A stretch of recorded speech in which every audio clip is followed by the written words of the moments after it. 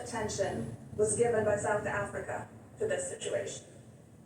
Despite Israel's efforts to mitigate harm, there is no question that many civilians in Gaza are suffering as a result of the war that Hamas began.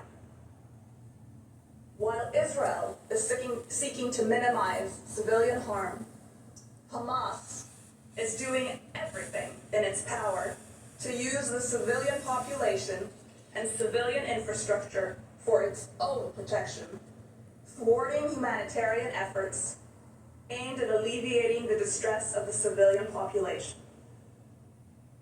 Further illustration on Hamas's tactics and Israel's efforts can be found in tabs 4 and 9 of the volume provided to the court.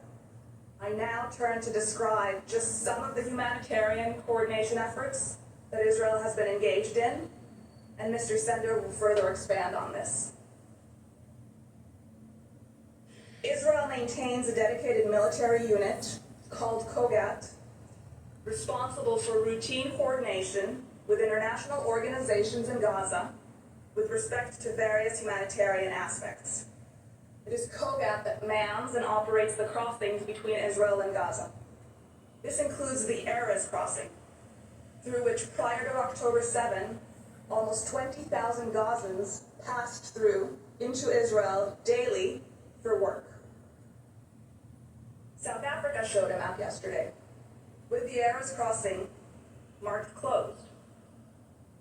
What it failed to note is that the crossing was attacked on October 7th by Hamas, which murdered and kidnapped Kogat staff and caused significant damage. Here you can see some of that damage. Nevertheless, Kogat works around the clock to fulfill its role. Its large professional staff run numerous initiatives, of which I will only mention a few.